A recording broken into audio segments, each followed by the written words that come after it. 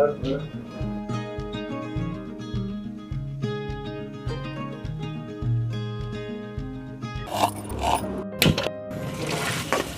मुझे सबसे अच्छा लगा। कांदे जी ये दूसरे नंबर पे था, इसमें मेरे लिए बहुत ज्यादा मच्छी है। अच्छा। नमस्कार, आदाब, सत श्री अकाल, जय भीम, जोहार। मेरा नाम है नवीन कुमार। ये जो वीडियो आपने देखा राहुल गांधी का रसोई में खाना पकाते हुए, वो क्या पकाने की कोशिश कर रहे थे? क्या वो भाजी पकाने की कोशिश कर रहे थे? क्या वो रोटी पकाने की कोशिश कर रहे थे? या फिर वो राजनीति को पकाने की कोशिश कर रहे थे? क्योंकि देखिए, ये वीडियो उनके विरोधियों को और खासकर भारतीय जनता पार्टी को बहुत परेशान करने वाला है। ये वीडियो कोल्हापुर का है। राहुल गांधी ने खुद अपने ट्विटर हैंडल पर पोस्ट किया है। और ये वीडियो किस बात का वीडियो है? ये वीडियो है कोल्हापुर में एक दलित परिवार के घर में रसोई में जाकर खाना बनाने में मदद करने का वीडियो। देखिए, बहुत सारे वीडियो हम लोगों के सामने आते रहते हैं कि नेता जाते हैं और खासकर चुनाव से पहले दलित परिवारों के घर में जाते हैं, बढ़िया पालथी लगाते हैं, खाना खाते हैं, फोटो खिंचवाते हैं और चले आते हैं और अगले दिन जो है हेडलाइन बन जाती है। लेकिन ज्यादातर मामलों में क्या होता है कि ये एक फोटो ऑप होता है, एक फोटो अपॉर्चुनिटी होती है। और बहुत सारे मामलों में तो ऐसा होता है कि नेता अपने घर से खाना लेकर जाते हैं, नहीं भी लेकर जाते हैं तो खाना बनाने वाले भेज देते हैं। कई मामलों में ऐसा होता है कि नेता जो है वो पत्तल में खाते हैं, वो दलित परिवारों की थाली में नहीं खाते हैं, और नहीं तो फिर अपनी थाली ले जाते हैं, अपना ग्लास ले जाते हैं, अपने परोसने वाले ले जाते हैं। कई मामलों में तो उनके अपने रसोइये जाकर खाना पकाते हैं और केवल दलित परिवार के घरों का इस्तेमाल किया जाता है। इस्तेमाल, मैं जानबूझकर इस शब्द का प्रयोग कर रहा हूँ कि वो इस्तेमाल करते हैं दलितों का, उनकी भावनाओं का, और उसको सियासत में अपने फायदे में बदलने के लिए। लेकिन राहुल गांधी ने जो किया है, वो अपनी छवि एक ऐसे नेता के तौर पर बना रहे हैं जो दिल से ये जो भेदभाव है उसको उसको खत्म करना चाहता है, दिल से चाहता है कि भागीदारी बढ़े। हालांकि कांग्रेस पार्टी में इसका अभाव नजर आता है, लेकिन राहुल गांधी कई बार कांग्रेस पार्टी से अलग नजर आते हैं। तो राहुल ने ट्विटर हैंडल पर लिखा कि दलित किचन के बारे में आज भी बहुत कम लोग जानते हैं। जैसा शाहू पटोले जी ने कहा, दलित क्या खाते हैं कोई नहीं जानता, वो क्या खाते हैं, कैसे पकाते हैं और इसका सामाजिक और राजनीतिक महत्व क्या है। गौर कीजिएगा इस शब्द पर, वो राजनीतिक महत्व की बात कर रहे हैं। इस जिज्ञासा के साथ मैंने अजय तुकाराम सनाडे और अंजना तुकाराम सनाडे के साथ एक दोपहर बिताई, मतलब 2-3 घंटे बिताए। उन्होंने महाराष्ट्र के कोल्हापुर में मुझे अपने घर सम्मान के साथ बुलाकर रसोई में हाथ बटाने का मौका मिला। हमने मिलकर चने की साग की सब्जी, हर भनियाची भाजी और बैंगन के साथ तुअर दाल बनाई। पटोले जी और सनाडे परिवार के जाति और भेदभाव के निजी अनुभवों पर बात करते हुए हमने दलित खान पान के प्रति जागरूकता की कमी और इस संस्कृति के दस्तीकरण के महत्व पर चर्चा की। तो सनाडे साहब जो हैं, उन्होंने एक किताब भी लिखी है दलित किचन पर। राहुल गांधी जैसा लिखते हैं कि लोगों को दलित खान पान के बारे में ज्यादा नहीं पता है। तो यहाँ एक जिज्ञासा साफ उभरती है कि क्या दलित बाकी लोगों से अलग खाते हैं? क्या बनाने का तरीका उनका अलग होता है? क्या उसका आधार आर्थिक होता है? क्या उसका आधार सामाजिक होता है?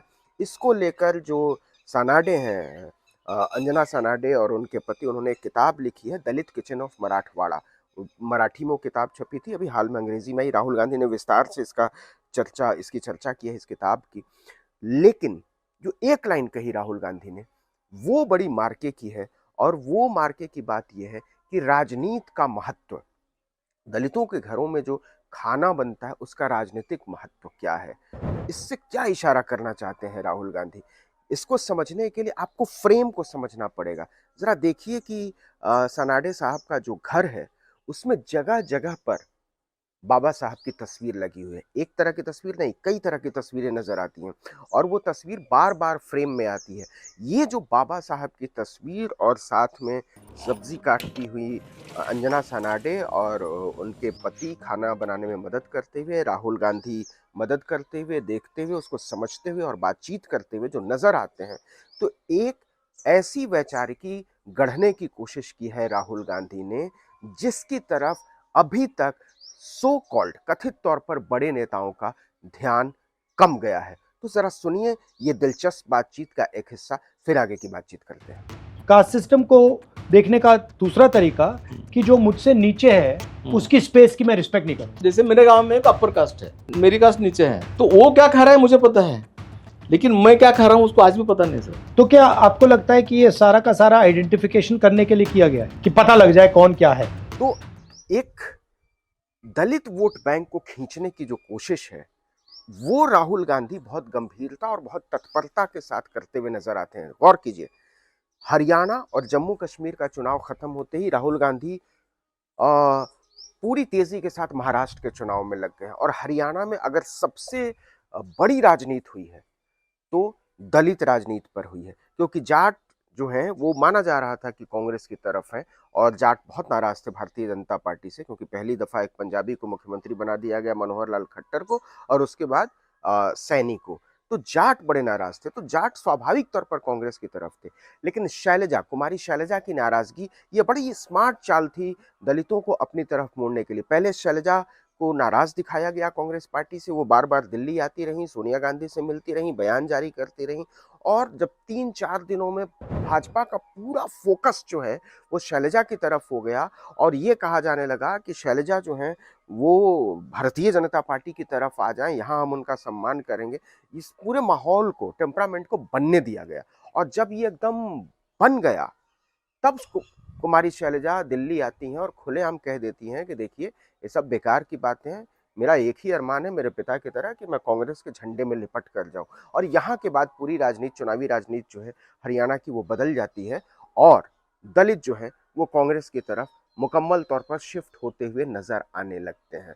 राहुल गांधी उसी जो फॉर्मूले को कहें या उसी समीकरण को महाराष्ट्र में आगे ले जाते हुए नजर आते हैं, अजय सानाडे और अंजना सानाडे के घर में खाना बनाने में मदद करते हुए। तो कोल्हापुर में जो तस्वीर बनी है या जो वीडियो वहां से आया है, ये तस्वीर बनी है इसलिए मैं कह रहा हूं क्योंकि इसकी पूरी तैयारी हुई है, इसको बाकायदा शूट किया गया है, एक शानदार फ्रेमिंग है, बढ़िया लाइटिंग के साथ। लेकिन इसकी जो स्वाभाविकता है वो राजनीति को बदलने की ताकत रखती है, वो कांग्रेस की तरफ दलितों को मोड़ने की ताकत रखती है।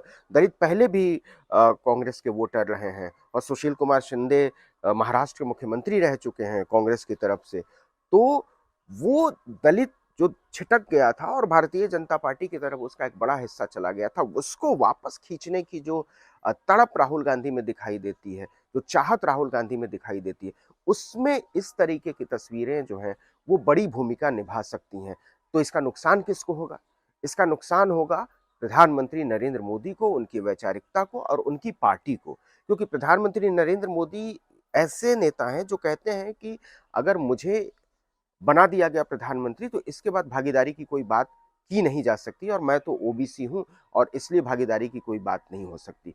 तो उन्होंने क्या कहा था? उन्होंने तो जातियों को ही खारिज कर दिया। उन्होंने दलित, पिछड़े, आदिवासी, महिलाएं और पसमानदा, इन सबको खारिज कर दिया और कहा कि केवल 4 जातियां हैं, किसान, नौजवान, महिलाएं, और इस तरीके से 4 जातियों का उन्होंने वर्गीकरण कर दिया और ये खारिज कर दिया कि दलित, पिछड़े, आदिवासी जो है उनका कोई वर्गीकरण है और जातिगत आधार पर कोई राजनीति की जा सकती है। बाद में लगा कि ये तो सेल्फ गोल हो गया, तो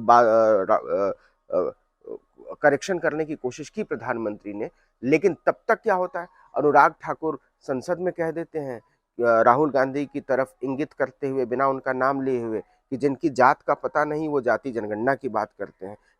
जिसकी जात का पता नहीं वो गन्ना की बात करता है। तो यहाँ भारतीय जनता पार्टी एक ट्रैप में फंसी हुई नजर आती है और प्रधानमंत्री इसके बाद कोई बयान नहीं देते हैं। भारतीय जनता पार्टी इसके बाद कोई सफाई नहीं देती है, इस पर जो है राजनीति करती है राहुल गांधी के खिलाफ। तो ये पूरी चीज जो है वो कहीं ना कहीं भारतीय जनता पार्टी के खिलाफ गई।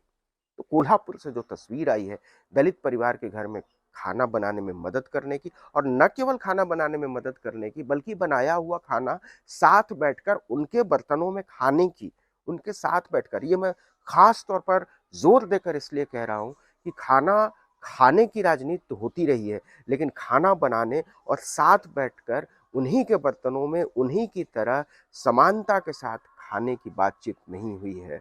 जो भी तस्वीरें आई हैं उसमें ये दिखाया जाता रहा है कि दलित परोस रहे हैं और नेता खा रहे हैं। साथ बैठकर खाने की तस्वीरें और साथ बनाने की तस्वीरें तो बहुत ही कम आई हैं। और ऐसे में कोल्हापुर से आई हुई इस तस्वीर की भूमिका दलित वोट बैंक को अपनी तरफ खींचने में बहुत बड़ी हो सकती है। तो महाराष्ट्र में क्या वाकई इससे कुछ बदलेगा, और अगर बदलेगा तो क्या बदलेगा, या फिर इसका कोई असर ही नहीं होगा, इस पर हमारी नज़र बनी रहेगी। इस वीडियो में इतना ही, लेकिन अगर आपने आर्टिकल 19 इंडिया को अब तक सब्सक्राइब नहीं किया तो फ़ौरन कर दीजिए, बेल आइकॉन दबाइए, घंटी जैसी आकृति लाइक कीजिए और कमेंट करके बताइए हमारा वीडियो आपको कैसा लगा।